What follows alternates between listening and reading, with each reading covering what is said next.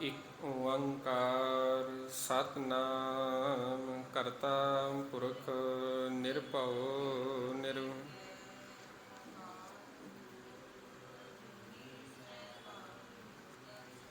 ਇਕ ਓੰਕਾਰ ਸਤਿਨਾਮ ਕਰਤਾ ਪੁਰਖ ਨਿਰਭਉ ਨਿਰਵੈਰ।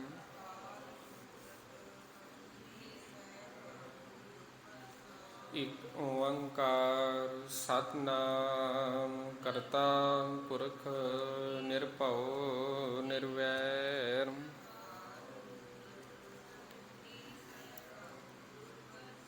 ਵਾਹਿਗੁਰੂ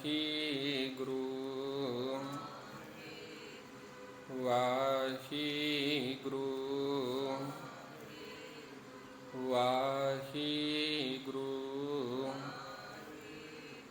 ਵਾਹਿਗੁਰੂ ਜੀ ਕਾ ਖਾਲਸਾ ਵਾਹਿਗੁਰੂ ਜੀ ਕੀ ਫਤਿਹ। ਅੰਗ ਨੰਬਰ 288। 5 ਬੰਦ ਆਪਣੇ ਹੋ ਚੁੱਕੇ ਸਨ। 6ਵੇਂ ਬੰਦ ਤੋਂ ਆਪਣੀ ਰਮਤਾ ਹੈ। ਗੁਰ ਕੀ ਮਤ ਤੂੰ ਲਿਹ ਇਆਨੀ, ਭਗਤ ਬਿਨਾ ਬਹੁ ਡੁਬੇ ਸਿਆਨੀ। ਹਰ ਕੀ ਭਗਤ ਕਰੋ ਮਨ ਮੀਤ, ਨਿਰਮਲ ਹੋਈ ਤੁਮਾਰੋ ਚੀਤ। ਗੁਰ ਕੀ ਮਤ ਤੂੰ ਲਿਹ ਇਆਨੀ, ਭਗਤ ਬਿਨਾ ਬਹੁ ਡੁਬੇ ਸਿਆਨੀ। ਹਰ ਕੀ ਭਗਤ ਕਰੋ ਮਨ ਮੀਤ, ਨਿਰਮਲ ਹੋਈ ਤੁਮਾਰੋ ਚੀਤ। ਇੱਥੇ ਸਤਿਗੁਰੂ ਜੀ ਕਿਰਪਾ ਕਰਦੇ ਸਿਆਣਪਾਂ ਨੂੰ ਛੱਡ ਕੇ, ਆਪਣੀਆਂ ਮੱਤਾਂ ਨੂੰ ਛੱਡ ਕੇ ਤੂੰ ਗੁਰੂ ਦੀ ਮੱਤ ਲੈ। ਗੁਰ ਕੀ ਮੱਤ ਤੂੰ ਲੈ ਇਆਨੇ। ਇਆਨੇ ਦਾ ਅਰਥ ਤੁਸੀਂ ਅਣਜਾਣ ਵੀ ਕਰ ਲਵੋ, ਮੂਰਖ ਕਰ ਲਵੋ, ਮੂੜਾ ਕਰ ਲਵੋ। ਵੈਸੇ ਅਣਜਾਣ ਵਧੀਆ ਰਹੇਗਾ। ਹੇ ਅਣਜਾਣ ਮੂਰਖ ਮਨੁੱਖ, ਤੂੰ ਗੁਰੂ ਦੀ ਮੱਤ ਲੈ।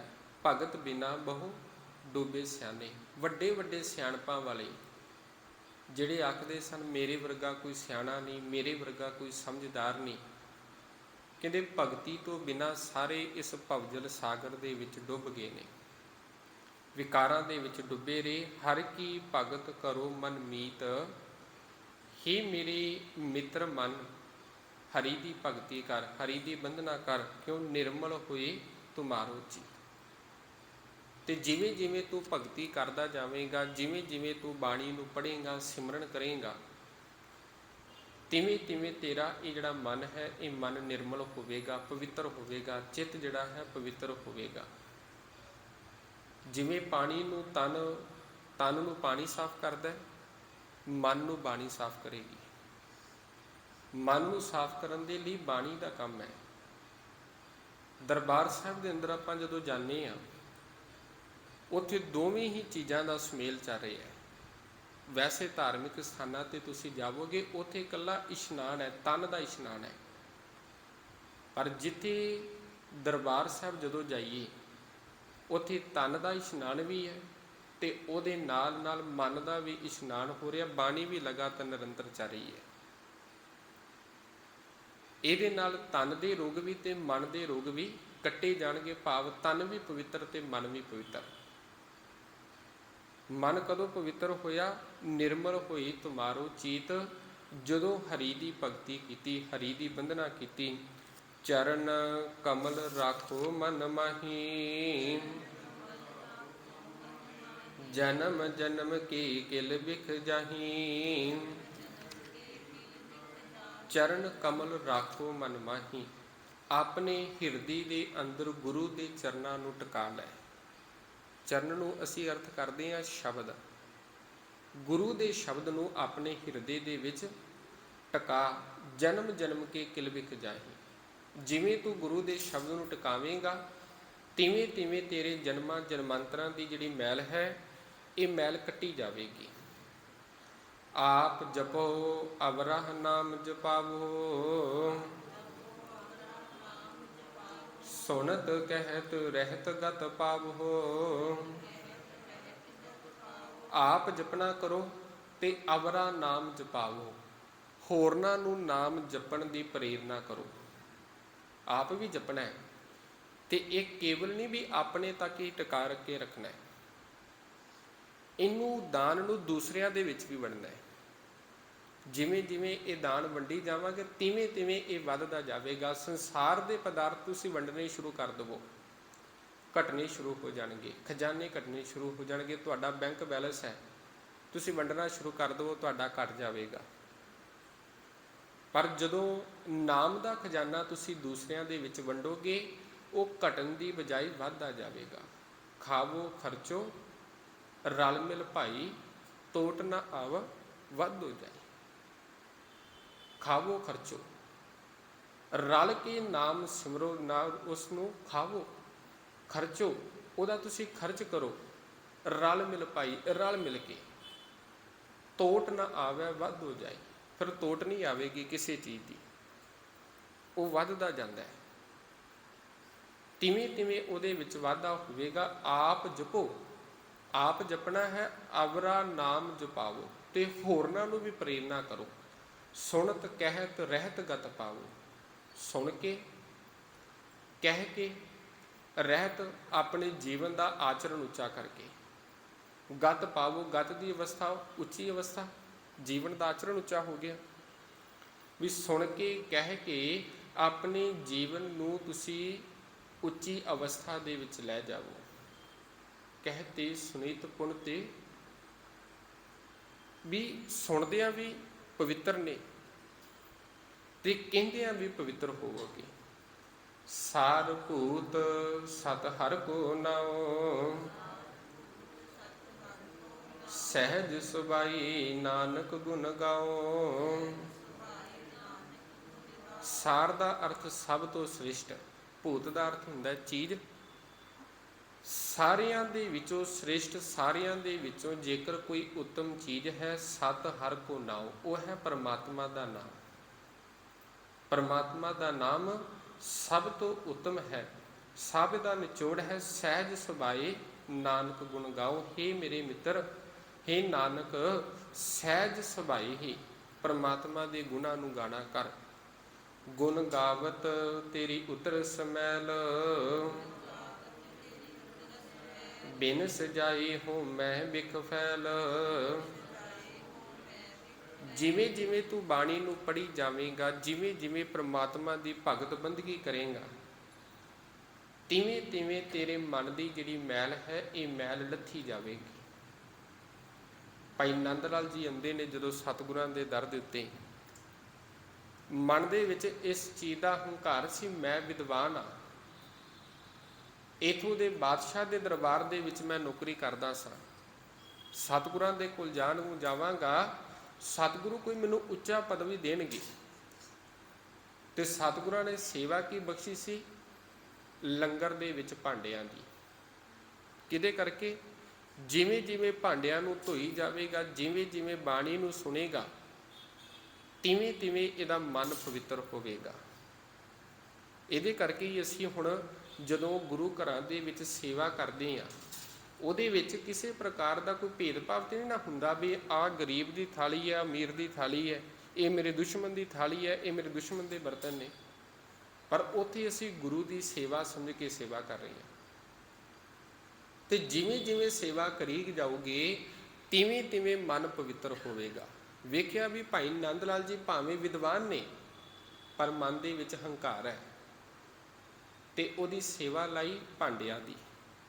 ਤੇ ਜਿਵੇਂ ਜਿਵੇਂ ਉਹ ਭਾਂਡਿਆਂ ਨੂੰ ਧੋਈ ਜਾਂਦੇ ਸਨ, ਤਿਵੇਂ ਤਿਵੇਂ ਹੌਲੀ ਹੌਲੀ ਗੁਰੂ ਦੀ ਬਾਣੀ ਦੇ ਨਾਲ ਆਪਣੇ ਮਨ ਨੂੰ ਵੀ ਮਾਂਜ ਰਹੇ ਸਨ, ਮਨ ਨੂੰ ਪਵਿੱਤਰ ਕਰ ਰਹੇ ਸਨ। ਗੁਣ ਗਾਵਤ ਤੇਰੀ ਉਤਰ ਸਮੈਲ, ਗੁਣਾਂ ਨੂੰ ਗਾਵੋਗੇ ਤੇਰੀ ਮੈਲ ਉਤਰੇਗੀ। ਬਿਨ ਸਜਾਏ ਹੋਮੈ ਬਿਖ ਫੈਲ, ਤੇ ਤੇਰੇ ਅੰਦਰੋਂ ਬਿਨ ਸਜਾਏਗੀ ਕਿ ਹੋਮੈ ਜਿਹੜੀ ਉਹਦਾ ਫੈਲਾਓ ਹੈ, ਹੋਮੈ ਦਾ ਦੁੱਖ ਖਤਮ ਹੋ ਜਾਵੇਗਾ। ਹੋਹੀ ਅਚਿੰਤ ਬਸੈ ਸੁਖ ਨਾਲ, ਸਾਸ ਗਰਾਸ ਹਰ ਨਾਮ ਸਮਾਲ। ਤੇ ਜਦੋਂ ਸਾਸ ਗਿਰਾਸ, ਸਾਸ ਦੇ ਨਾਲ, ਗਿਰਾਸ ਦੇ ਨਾਲ, ਹਰੇਕ ਸਵਾਸ ਦੇ ਨਾਲ ਪਰਮਾਤਮਾ ਦੇ ਨਾਮ ਨੂੰ ਜਪਾਂਗੇ, ਉਹਦੀ ਸੰਭਾਲ ਕਰਾਂਗੇ ਤੇ ਹੋਏ ਅਚਿੰਤ, ਫਿਰ ਬੇਫਿਕਰ ਹੋ ਜਾਵਾਂਗੇ ਤੇ ਬਸੈ ਸੁਖ ਨਾਲ। ਤੇ ਉਹ ਮਾਲਕ ਪਰਮਾਤਮਾ ਸਾਡੇ ਤੇ ਕਿਰਪਾ ਕਰੇਗਾ, ਅਸੀਂ ਸੁੱਖ ਦੇ ਨਾਲ ਬਸਾਂਗੇ। ਇੱਥੇ ਸੰਭਾਲ, ਸਾਂਭ ਕਰਨੀ, ਸੰਭਾਲ ਕਰਨੀ। ਛਾੜ ਸਿਆਣਪ ਸਗਲੀ ਮਨਾ, ਸਾਧ ਸੰਗ ਪਾਵਹਿ ਸਚ ਧਨਾ। ਹੇ ਮੇਰੇ ਮਨਾ, ਸਭ ਸਿਆਣਪਾਂ ਨੂੰ ਛੱਡ ਦੇ, ਸਭ ਚਤੁਰਾਈਆਂ ਨੂੰ ਤੂੰ ਛੱਡ ਦੇ। ਸਾਧ ਸੰਗ, ਗੁਰੂ ਦੀ ਸੰਗਤ ਦੇ ਵਿੱਚ ਪੈ ਕੇ, ਸਤ ਦੀ ਸੰਗਤ ਦੇ ਵਿੱਚ ਪੈ ਕੇ ਤੂੰ ਸੱਚ ਰੂਪੀ ਜਿਹੜਾ ਖਜ਼ਾਨਾ ਹੈ ਇਸ ਨੂੰ ਇਕੱਠਾ ਕਰ, ਨਾਮ ਨੂੰ ਤੂੰ ਇਕੱਠਾ ਕਰ। ਹਰ ਪੂੰਜੀ ਸੰਚ ਕਰੋ ਵਿਵਹਾਰ, ਇਹਾਂ ਸੁਖ ਦਰਗਾਹ ਜੈਕਾਰ। ਜਦੋਂ ਹਰੀ ਦੇ ਨਾਮ ਨੂੰ ਆਪਣੀ ਪੂੰਜੀ ਬਣਾ ਲਵੇਂਗਾ, ਇਹਨੂੰ ਸੰਚਣਾ ਸ਼ੁਰੂ ਕਰ ਦੇਵੇਂਗਾ, ਇਕੱਠਾ ਕਰਨਾ ਸ਼ੁਰੂ ਕਰ ਦੇਵੇਂਗਾ। ਬਾਬਾ ਕਬੀਰ ਸਾਹਿਬ ਜੀ ਦਾ ਸ਼ਬਦ ਪੜ੍ਹਨਾ, ਕਬੀਰ ਲੂਟਣਾ ਹੈ ਤੋ ਲੂਟ ਲੈ, ਰਾਮ ਨਾਮ ਹੈ ਲੂਟ। ਜੇ ਤੁਸੀਂ ਲੁੱਟਣਾ ਹੀ ਹੈ, ਲੁੱਟ ਕਿਹਦੀ ਕਰ? ਪ੍ਰਮਾਤਮਾ ਦੇ ਨਾਮ ਦੀ, ਜਿਹਦੇ ਵਿੱਚੋਂ ਕੁਝ ਲਾਹਾ ਵੀ ਹੋਵੇ, ਕੁਝ ਲਾਭ ਵੀ ਹੋਵੇ। ਇਹ ਨਾ ਹੋਵੇ ਵੀ ਸੰਸਾਰਿਕ ਪਦਾਰਥਾਂ ਨੂੰ ਤੂੰ ਲੁੱਟਦਾ ਰਵੇਂ ਤੇ ਇਹ ਕੇਵਲ ਤੇ ਕੇਵਲ ਸੰਸਾਰ ਦੇ ਵਿੱਚ ਹੀ ਧਰੇ ਰਹਿ ਜਾਣ। ਜਦੋਂ ਪ੍ਰਮਾਤਮਾ ਦੇ ਨਾਮ ਦੀ ਲੁੱਟ ਕਰਾਂਗੇ, ਪ੍ਰਮਾਤਮਾ ਦੇ ਨਾਮ ਨੂੰ ਸਿਮਰਾਂਗੇ, ਉਹਨੂੰ ਆਪਣੇ ਰਾਹ ਦੀ ਪੂੰਜੀ ਬਣਾ ਲਵਾਂਗੇ। ਪੂੰਜੀ ਨੂੰ ਅਸੀਂ ਖਰਚ ਕਹਿੰਦੇ ਆ ਨਾ, ਵੀ ਰਾਹ ਦੀ ਪੂੰਜੀ। ਹਰ ਪੂੰਜੀ, ਹਰੀ ਦੇ ਨਾਮ ਦੀ ਪੂੰਜੀ ਸੰਚ ਇਕੱਠੀ ਕਰਨੀ। ਕਰੋ ਵਿਵਹਾਰ, ਸਭ ਤੋਂ ਸ੍ਰੇਸ਼ਟ ਵਿਵਹਾਰ ਹੈ, ਸਭ ਤੋਂ ਚੰਗਾ ਕੰਮ ਹੈ। ਇਹਾਂ ਸੁਖ, ਜਿਹਦੇ ਨਾਲ ਇਸ ਸੰਸਾਰ ਦੇ ਵਿੱਚ ਵੀ ਸੁਖ ਹੈ। ਦਰਗਾਹ ਜੈਕਾਰ, ਤੇ ਰੱਬ ਦੀ ਦਰਗਾਹ ਦੇ ਵਿੱਚ ਵੀ ਤੇਰੀ ਜੈ ਜੈਕਾਰ ਹੋਵੇਗੀ। ਸਰਬ ਨਿਰੰਤਰ ਏਕੋ ਦੇਖ, ਕਹੋ ਨਾਨਕ ਜਾ ਕੇ ਮਸਤਕ ਲੇਕ। ਸਾਰੇ ਸੰਸਾਰ ਦੇ ਵਿੱਚ, ਸਾਰੀ ਸ੍ਰਿਸ਼ਟੀ ਦੇ ਵਿੱਚ ਰਚੇ ਹੋਏ ਇੱਕ ਮਾਲਕ ਪਰਮਾਤਮਾ ਨੂੰ ਤੂੰ ਵੇਖ। ਕਹੋ ਨਾਨਕ, ਹੈ ਨਾਨਕ ਜਾ ਕੇ ਮਸਤਕ ਲੇਖ। ਤੇ ਜਿਸ ਦੇ ਮਸਤਕ ਦੇ ਲੇਖ ਨੇ ਭਾਗਾਂ ਵਾਲਾ ਹੈ, ਉਹੀ ਇਸ ਚੀਜ਼ ਨੂੰ ਧਾਰਨ ਕਰਦਾ ਹੈ, ਉਹੀ ਸਭ ਦੇ ਵਿੱਚ ਉਸ ਮਾਲਕ ਨੂੰ ਵਸਿਆ ਹੋਇਆ ਵੇਖਦਾ ਹੈ। ਏਕੋ ਜਪ ਏਕੋ ਸਾਲਾਹਾ, ਏਕ ਸਿਮਰ ਏਕੋ ਮਨ ਆਹਾ। ਸਾਲਾਹੀ ਜਾਦਿਆਂ ਦੀ, ਸਾਲਾਹਾ ਇੱਕ ਦੀ ਸਿਫਤ ਸਲਾਹ ਕਰਨੀ। ਮਨ ਇੱਕ ਹੈ, ਮਨ ਜ਼ਿਆਦੇ ਨਹੀਂ ਸਾਡੇ। ਸਾਲਾਹੀ ਬਹੁਤਿਆਂ ਦੀ ਜਦੋਂ ਗੱਲ ਹੋਵੇਗੀ, ਸਾਲਾਹੀ। ਏਕ ਸਿਮਰ ਏਕੋ ਜਪ ਏਕੋ ਸਾਲਾਹ, ਇੱਕ ਨੂੰ ਜਪ ਤੇ ਇੱਕ ਦੀ ਸਿਫਤ ਸਲਾਹ ਕਰ। ਏਕ ਸਿਮਰ ਏਕੋ ਮਨ ਆਹਾ, ਇੱਕ ਨੂੰ ਸਿਮਰ ਤੇ ਇੱਕ ਨੂੰ ਮਨ ਦੇ ਵਿੱਚ ਤੂੰ ਵਸਾ। ਆਹ ਦਾ ਅਰਥ ਹੈ ਚਾਹਨਾ ਕਰ, ਤੇ ਇੱਕ ਨੂੰ ਤੂੰ ਆਪਣੀ ਜ਼ਿੰਦਗੀ 'ਚ ਵਸਾ ਲੈ। ਏਕਸ ਕੇ ਗੁਣ ਗਾਓ ਅਨੰਤ, ਮਨ ਤਨ ਜਾਪ ਏਕ ਭਗਵੰਤ। ਜੋ ਮਾਲਕ ਪਰਮਾਤਮਾ ਅਨੰਤ ਹੈ, ਉਹਦੇ ਤੂੰ ਗੁਣਾਂ ਨੂੰ ਗੁਣਾ ਕਰ। ਮਨ ਵਿੱਚ, ਤਨ ਵਿੱਚ ਜਾਪ ਏਕ ਭਗਵੰਤ, ਇੱਕ ਭਗਵੰਤ ਨੂੰ ਤੂੰ ਸਿਮਰ। ਏਕੋ ਏਕ ਏਕ ਹਰਿ ਆਪ, ਪੂਰਨ ਪੂਰ ਰਿਹੋ ਪ੍ਰਭ ਵਿਆਪ। ਜੋ ਮਾਲਕ ਪਰਮਾਤਮਾ ਸਭਨਾਂ ਦੇ ਵਿੱਚ ਵਿਆਪਕ ਹੈ, ਪੂਰਨ ਰੂਪ ਦੇ ਵਿੱਚ ਰਮਿਆ ਹੋਇਆ ਸਭਨਾਂ ਦੇ ਵਿੱਚ, ਉਹ ਇਕੱਲਾ ਇੱਕ ਹੈ। ਏਕੋ ਏਕ ਏਕ ਹਰਿ ਆਪ, ਏਕੋ ਹੈ, ਇੱਕ ਹੀ ਹੈ ਜੋ ਸਭਨਾਂ ਦੇ ਵਿੱਚ ਵਿਆਪਕ ਹੈ। ਅਨੇਕ ਵਿਸਥਾਰ ਏਕ ਤੇ ਭਈ, ਏਕ ਅਰਾਧ ਪਰਾਛਤ ਗਈ।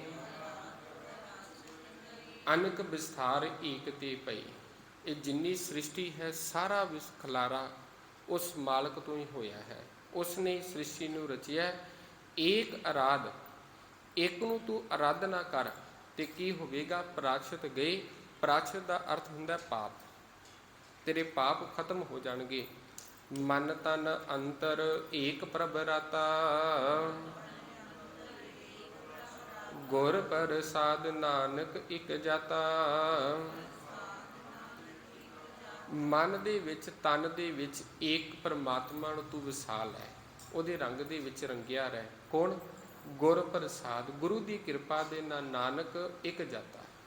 ਜਿਨੇ ਇੱਕ ਨੂੰ ਪਹਿਚਾਨ ਲਿਆ, ਇੱਕ ਨੂੰ ਸਮਝ ਲਿਆ, ਉਹ ਫਿਰ ਮਨ ਕਰਕੇ, ਤਨ ਕਰਕੇ ਇੱਕ ਦੇ ਵਿੱਚ ਰਮਿਆ ਰਹਿੰਦਾ ਹੈ, ਇੱਕ ਦੇ ਵਿੱਚ ਵਿਆਪਕ ਰਹਿੰਦਾ, ਬਸ ਉਹਦੇ ਵਿੱਚ ਹੀ ਸਮਾਇਆ ਰਹਿੰਦਾ। ਇੱਥੋਂ ਤੱਕ